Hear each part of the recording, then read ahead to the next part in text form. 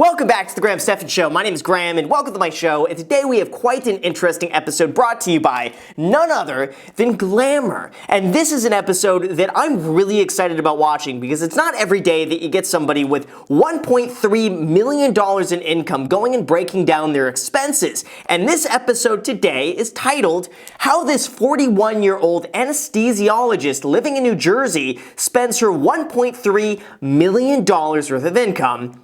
Wait for it, Glamour. And I'm really looking forward to this one because this is the type of income we don't really get to see very often. We don't get an inside look into the spending habits of someone who earns over $1 million a year like this. So let's go over this now from my perspective of someone who loves saving money, investing, and drinking 20-cent iced coffee. Except now it's more like 18 cents because I did not use any coffee creamer today, so now it's just extra potent. So anyway, with that said, let's get into this video. I'm 41 years old, living in New Jersey. I work as a doctor and I make about $1.3 million a year through practicing medicine and other investments. Ooh, I love the way that sounds. Through practice in medicine and other investments.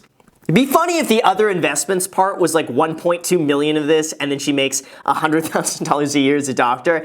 Let's see. I think this would be pretty interesting. I have about $6 million in savings, $1 million in 401k, $350,000 in a Roth IRA, and $4.6 million in other investment stocks and bonds. Wow, I did not expect that. That is incredible. That is goals right there. $6 million just in investable assets alone. That is insane. So $1 million in a 401k. I have a feeling with the 401k, she's identifying herself as being self-employed, and that allows her to contribute just a little bit over $50,000 a year in a 401k as both the employer and the employee, which would give her a lot of money that she would have to stash away in a 401k. And then she has $350,000 in a Roth IRA. Geez, see, that's all tax-free. Now, either she's doing like a mega backdoor Roth IRA, or she's just been contributing to a Roth IRA forever now and has a chance to build it up to that. Or potentially she did a Mitt Romney and put her businesses in the Roth IRA and then have them go public afterwards, and then you have millions of dollars in a Roth IRA. And then $4.6 million in investments. Jeez, that is absolutely incredible. And I have a feeling too this $6 million is net. I have a feeling she doesn't have any debt on that. Like when I say too, I have $6 million in, investments. I do have mortgage debt on that. Now, it's not a lot compared to the $6 million, but still, I have mortgage debt. This is goals. I mean, even if she spent 3% of this annually, which would be pretty low, that would still give her $180,000 a year indefinitely for the rest of her life without ever worrying about running out of this. So anyway, let's continue, and I want to see more of a breakdown on this, if they give it. After taxes, my take-home is $75,833 a month. $2,600 a month goes to my mortgage, $600 on average on utilities, and $300 on monthly subscriptions. Wow, I mean, this is the first episode I think ever where I'm just like in awe. Like I am looking at this and thinking, that's incredible. I mean, sure, utilities, $600 a month. It's New Jersey though, so that might include like heating in the winters and cooling in the summers. You have climates. Here it's always like 70 degrees and sunny. So, LA, we don't really have to spend too much on utilities. But this already is just, I love it. I have no credit card debt and $80,000 in student loans. I still have about $80,000 in student loans, and the reason I haven't paid it off is because it's at 1.25% interest, and my very intelligent financial planner said, why bother? I make more money investing that than I do having paid it off and not having that money as a lump sum in the investment portfolio. She is so smart. That was going to be my first logical answer to this, is that it must be at such a low interest rate where it just doesn't make sense to pay it off, and sure enough, it is. She's doing absolutely everything right, and this is the pinnacle of exactly what we should aim to emulate. I mean, this really is the height of just financial literacy, is this right here. And I have nothing to get upset over so far because it's like, I can't critique it, but let's keep going. In order to be where I am today, I went through 12 years of schooling. I have a medically related business, and then the money that I have saved up that have yielded investments are the result of my work. See, that is the way to do it. Now, I'm not a huge fan of going to school for 12 years, and I want to know what her overall debt was going to medical school for 12 years like that. I mean, that can't be cheap, especially to be an anesthesiologist. I have a feeling that education alone would cost cost between, I don't know, $250 on the very low end. And that's if you're like bootstrapping it.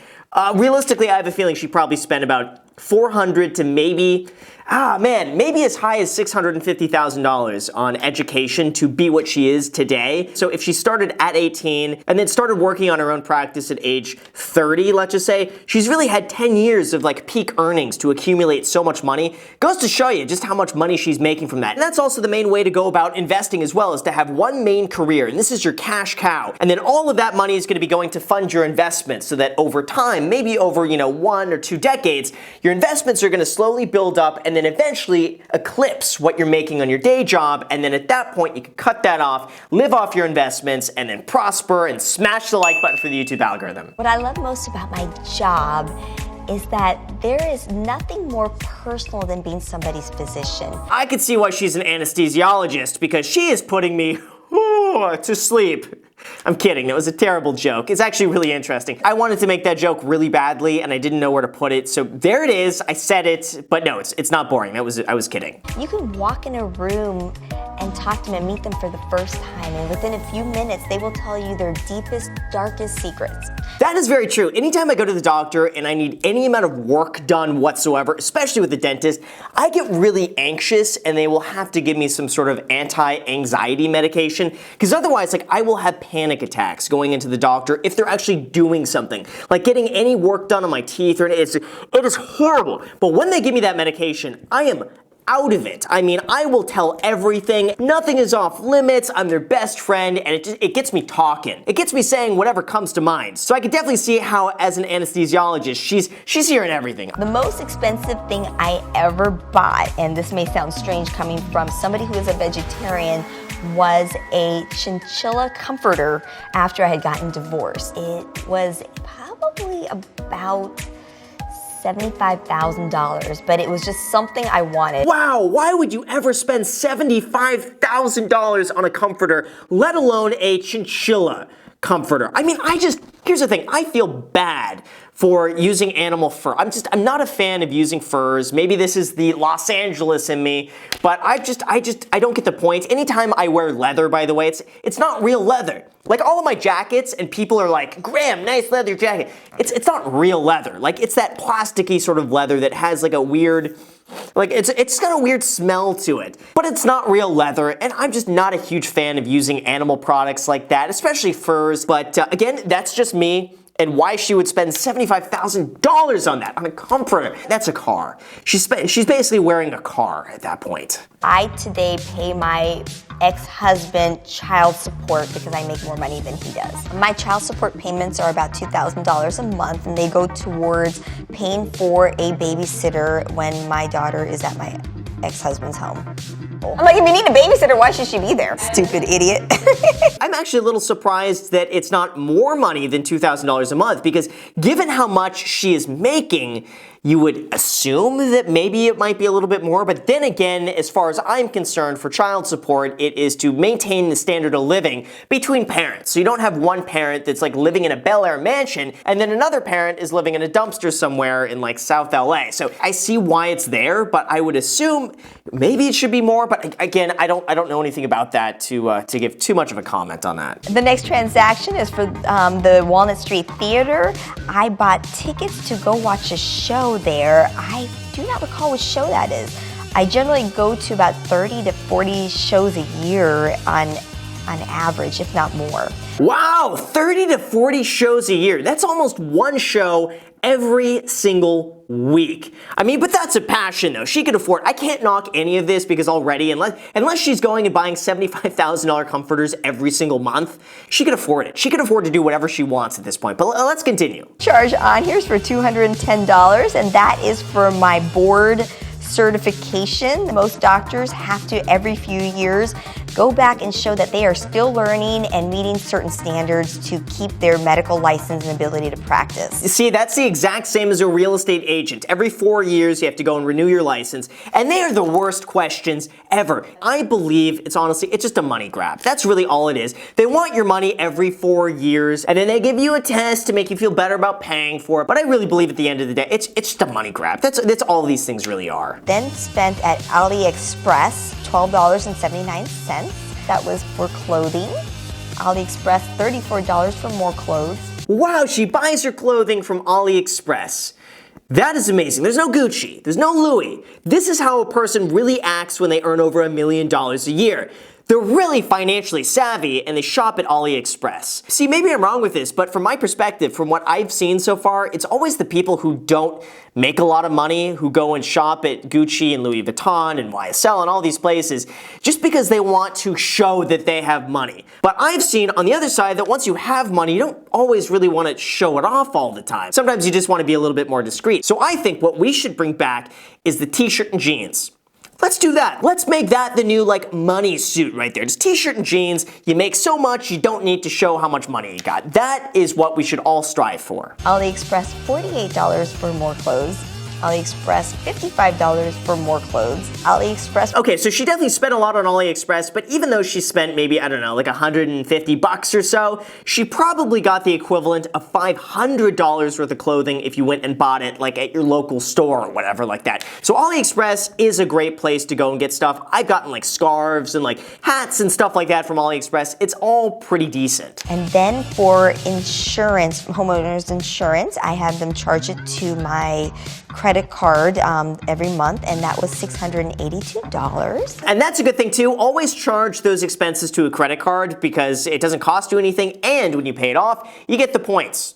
That's what I've always done. You charge as much insurance to the credit cards as possible, rack in those points, and then redeem that for free travel. Wellington Fragrance, that was for aromatherapy. That was $60. I love aromatherapy, whether it's lavender or lotus leaf or whatever it is.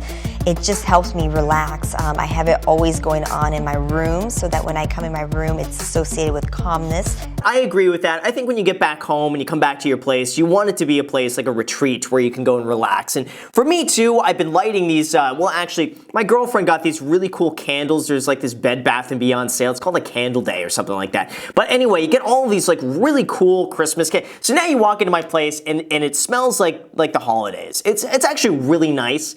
My living room now smells like s'mores. Then I spent money for SpongeBob the Musical, $408, and that will be a gift for my daughter's birthday. See, at first I thought that was for her, and I'm like, oh yeah, she's a fan of SpongeBob. And then you find out it's for her daughter. I would go and see SpongeBob the Musical. I mean, that sounds pretty fun for me. I would do that. And some of you will find humor in the fact that SpongeBob the Musical is more expensive than Hamilton, which is probably the most popular musical ever in the world. Yeah, see, the reason why SpongeBob is more expensive is because all the kids want to go and see SpongeBob. And when you have a kid that's just nagging their parents, but man, I want to go to SpongeBob the Musical. All my friends are going to SpongeBob the Musical. Parents will pay any amount of money just to settle the kid down and be like, fine, I will take you to SpongeBob the Musical. Let's see how much it is.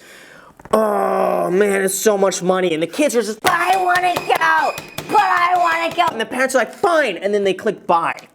You're never gonna find that with adults in Hamilton. You never find adults that are like, but I want to go to Hamilton. I want to get to Hamilton. It's always the kids. That's what you gotta do. If you wanna make a lot of money, you always market to kids. Jake Paul knows what's up on that. When you market to kids, you could charge 3 times what any other person would pay, and people will pay it because they just don't want to deal with an angry child. Nothing is worse than an angry child and people who don't smash the like button for the YouTube algorithm. NeimanMarcus.com. I am such an online shopper. I spent $1,195 for a dress for a gala that I had to attend. I'm surprised she wouldn't just go and get that on AliExpress because I'm sure you could pretty much get the same thing for $200. And then all of these too, why not just reuse the same dress? Is that not something you could do? Can you not just wear the same dress all the time for the next 30 or 40 years? I would rewear the same t-shirt for a decade. As long as this t-shirt is going to last, I'm going to wear it. And then another Neiman Marcus purchase for $1,000.95. I bought a gown for a gala that I had to attend, $598 for a gown. It looked really good. Neiman Marcus, another charge for $695. That was for another gown. Wait a second, is this all in the same month? She's spent so far $3,000 in 1 month on dresses for events. Okay, we could call that a little bit absurd. Right? That's a little out there. Like, I could see her going and getting this stuff from China, from AliExpress, fine. These dresses better last her 10 years. Otherwise, I'm gonna get upset. Because you're not going to SpongeBob the Musical wearing an $1,195 dress. SpongeBob don't care how much your dress is worth. If you walk in with a t-shirt and jeans, the money suit, you're gonna be just fine. I probably have well over 100 gowns. I have 3 closets that are about 900 square feet. 100 gallons at $1,000 each. She's spending about $100,000 on gowns. You can't tell me that out of 100 gowns, you can't pick one of them to go to SpongeBob the Musical in, or to go to an event in. One. Because otherwise what you do is you spend $1,000 basically on one gown for one event, you put it back in your closet, you never wear it, and then for the next one, a week later, you're like, oh no, I need another one. Oh no, I don't like all those other 100 that I just got. I need a new one. Next is Amazon. I spent $394, and that was for a Lego set for my daughter. Are Legos really that expensive? $394 for Legos? Here's the thing. Me as a kid, I was just as happy with a cardboard box. I'm the same as my cat. Like, you go and get him a toy and he's not gonna play with it, but you give him an empty cardboard box, he goes crazy. He loses his mind. For any kids out there with birthdays coming up, just give them a box. That is always gonna be a winner. One of the best things I ever did was have financial freedom. It allows me to live the life that I do, which is filled with happiness, choosing whatever I want, and saying no to anyone who disrespects me. So overall, I gotta say, what she's doing right now is absolutely impressive, and that ending statement about having F you money. I'm not gonna say the F word because I don't want to get demonetized, but it's so true. Once you build up enough money to basically do whatever you want, that's where true financial independence and freedom really comes from. I mean, it just gives you so many options and so many opportunities when you could afford to say no, when you don't have to do something. It really opens up your possibilities to doing everything else, and really at that point, the sky is the limit, and that to me is really what financial independence is all about. It's not about going and spending, $400 on SpongeBob tickets or on Legos, and what she has done so far is absolutely incredible, and I guarantee if we come back to her in 10 years from now, that $6 million in savings will probably be, I don't know, $13 to $15 million, and then she could spend $3,000 or $4,000 on dresses every single day and not give a fuck. That is the point of financial independence, and this video overall, I give it a 10 out of 10 stars. So with that said, you guys, thank you so much for watching. I really appreciate it. As always, if you guys enjoy videos like this, make sure to destroy the like button, subscribe button, notification bell. Feel free to add me on Instagram. I post here pretty much daily, so if you want to be a part of it there, feel free to add me there. And lastly, if you guys want 2 free stocks, use the link down below in the description. Webull is going to be giving you 2 free stocks when you deposit $100 on their platform, and one of those stocks is going to be valued up to $1,400. So if you want a chance to get a stock up to that price, make sure to use that link, deposit $100, and let me know what you get. Thank you so much for watching, and until next time.